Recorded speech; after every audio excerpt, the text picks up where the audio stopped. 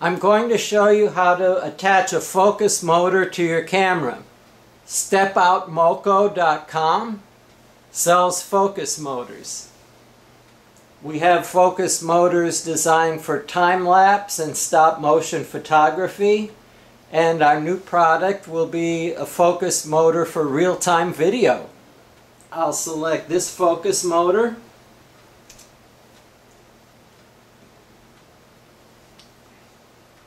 And this camera. The focus motor has a gear at its output that's used to turn the lens. It also has a bracket which is going to be used to connect it to a rod system that will attach it to the camera. But first, let's talk about the gear. The gear teeth are a standard called 32 pitch or 32P. Servo City is one place that you can get 32P gears. The Servo City gears require a hub to attach it to a motor shaft, and you choose a hub with a bore the right diameter for your motor shaft. But if you bought your focus motor from Step Out Moco, it will come with a 32P gear, so you don't have to worry about that. You also need a gear that goes on the lens of your camera that matches the one on the motor. In most cases, we supply D gears from Jag35.com. And these gears have two features which allow them to adjust their size to fit on any kind of lens. The first is these little feet that extend from the gear inward towards the lens. And the feet are interchangeable. There are longer ones or shorter ones depending on the diameter of your lens. And each D gear comes with an assortment of different sized feet.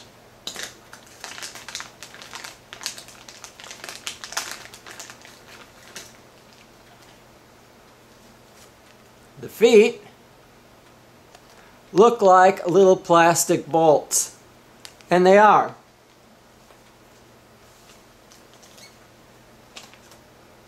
The D gear has little notches at various places around its rim that accept the feet. Your gear will come with no feet attached, and you'll have to choose whichever feet seem to be about the right size for your lens. And if you guess wrong, it's no big deal. You just have to take out the feet you put in and put in the right size.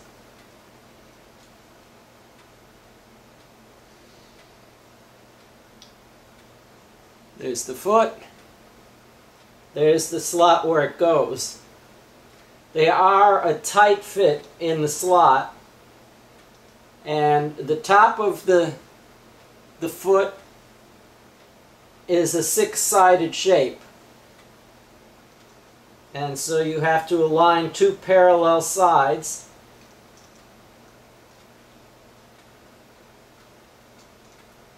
and push it into the hole. And it's not as easy as it looks because, for whatever reasons, the six-sided shape likes to rotate around.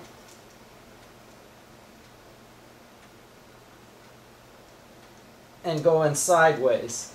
But when you get it aligned right, it'll drop right in the hole like that.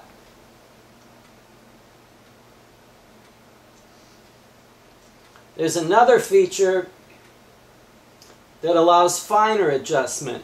The feet allow a coarse adjustment to a large or a small lens. This screw at the top allows the gear to expand and contract just a little bit. And this is a fine adjustment. So if your lens is just a little bit small for one set of feet but too big for another set, you put the smaller feet on and then you tighten this down and reduce the diameter of the gear. So between these two adjustments, you should be able to find a gear that fits on your camera lens.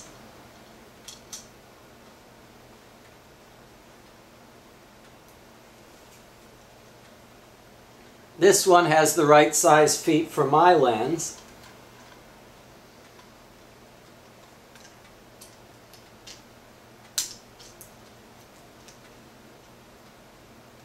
And I slip it over the lens to get it about where I want it. And then I tighten down this screw. You don't want it to be extremely tight. You just want it tight enough so that you can move the lens with the gear without it slipping. If you tighten this down too much, the feet will apply a lot of pressure to the lens barrel, and some plastic lens barrels will distort and make it very difficult to turn the lens. So once you've got your gear on, the first check you should do is, does my lens turn as freely as it did before I put the gear on?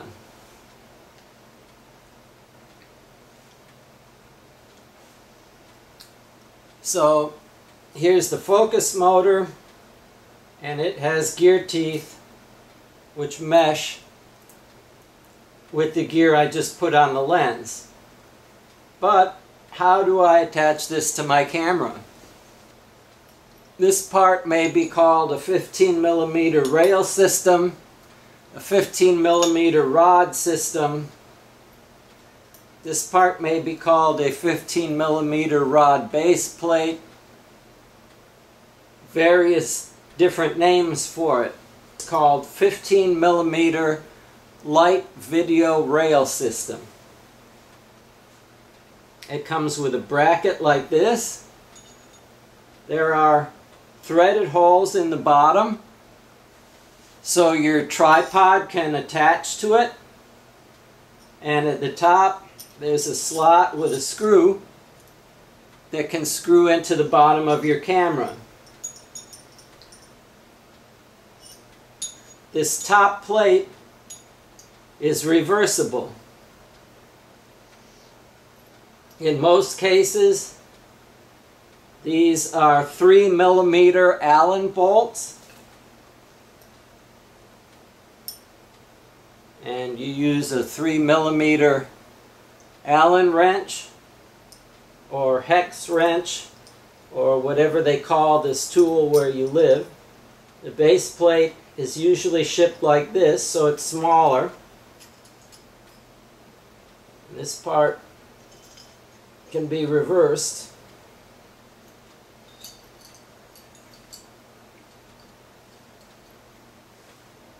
So that's the other way this can go.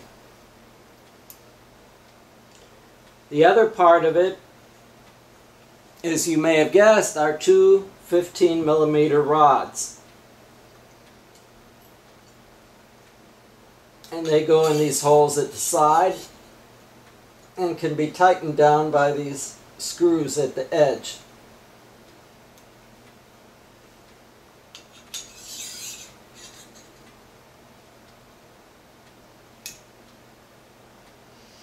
In most cases, the heads of these screws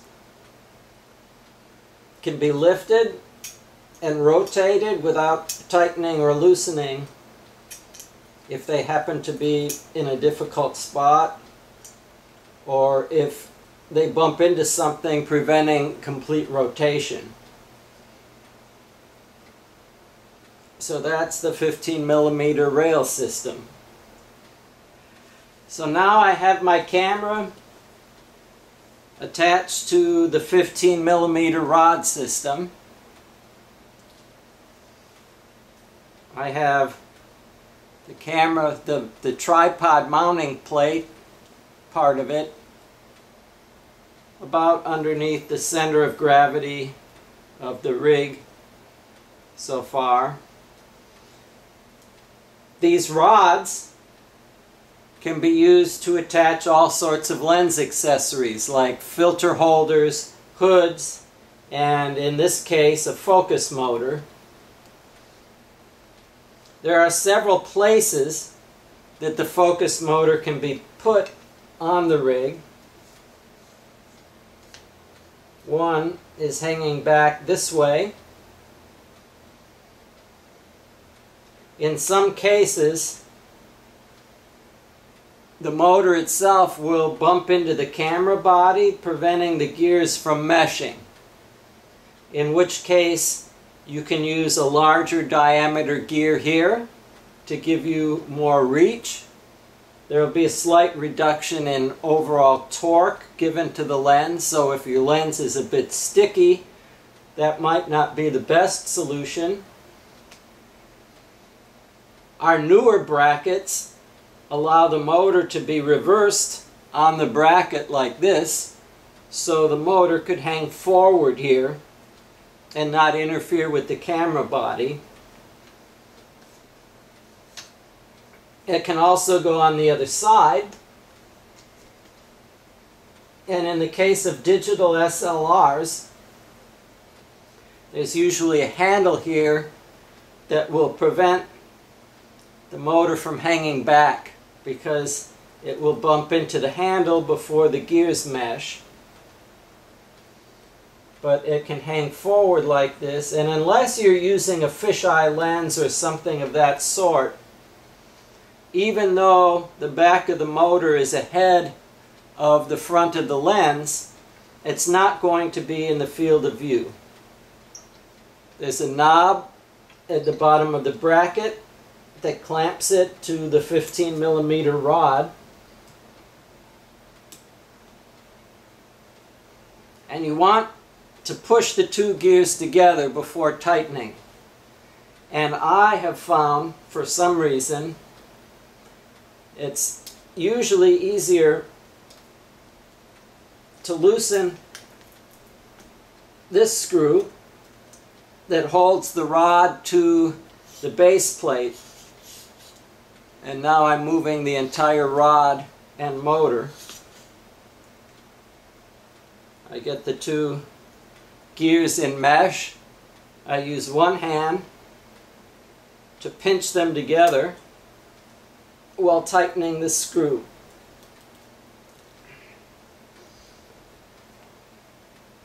And now the motor is attached to my camera and my lens. And when the motor moves, the lens moves.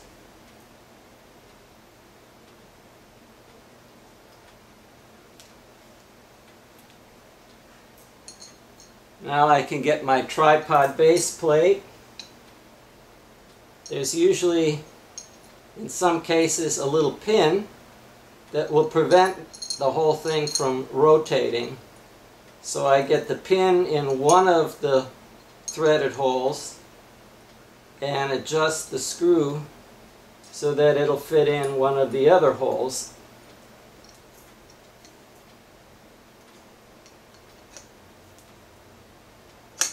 And then I tighten the screw.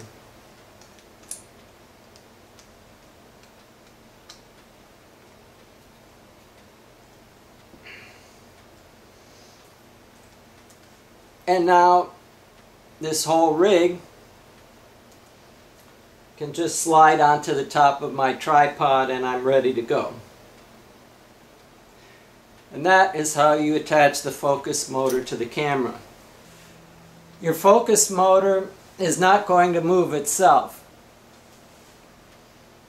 there's a cable attached to the focus motor, and in this case it has a plug that fits the original Emotimo orange or black or Dynamics original NMX controller.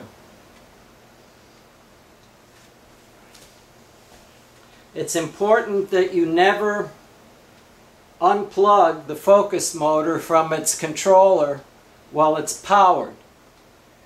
Doing so could damage the motor and will definitely fry your motor driver. The best procedure is to power down your driver, wait at least 1 full minute before unplugging the motor from the driver. In this case, I have our Stealth RT, which is a real-time focus system that works through an app on any Android or Windows phone. If you have an Apple phone, you can get a cheap Android tablet for about $50. Or if you're buying one of our systems from Kickstarter, you can choose a reward that comes with an Android tablet preloaded with the app. The motor plugs in to the controller with a polarized plug that doesn't let you plug it in the wrong way. And you also need power. In this case, a 12-volt lithium battery pack.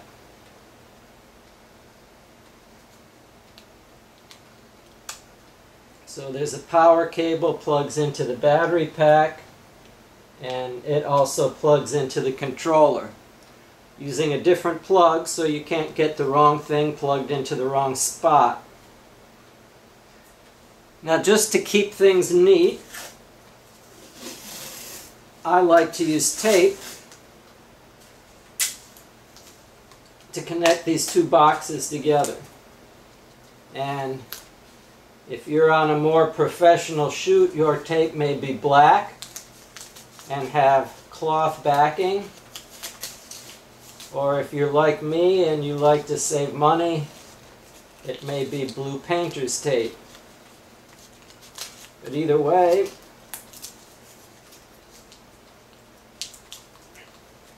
this is a bit easier to deal with than 2 extra boxes.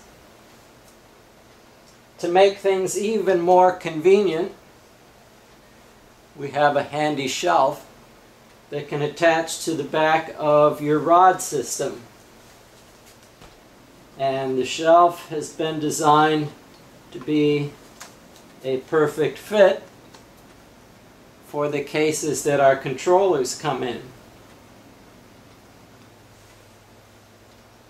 Those of you that have used our system with Dynamic Perception MX2 Dolly engines may be familiar with the shelf that we had made specifically to fit the MX2 controller.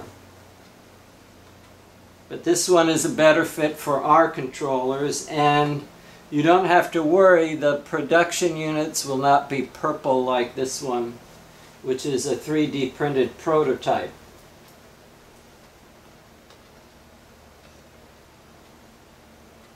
The shelf fits onto the 15mm rods and can be tightened down with a knob. Right now, I'm going to create fewer problems for myself by getting a bit more tape.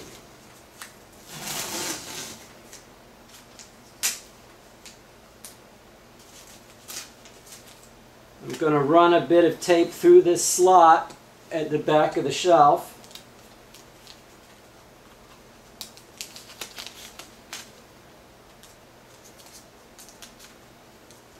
And I'm going to tape my controller and battery pack to the shelf like this. And I like to fold the end of the tape over like that to leave a little tab so that I can find the end of it easily when it's time to take this apart. So there's my controller, my battery pack, and I'm just going to attach that to the back of my 15mm rod system and tighten down the thumb screw to hold it in place.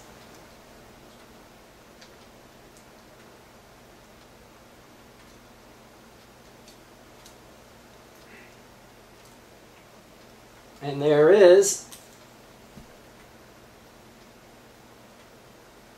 my focus rig.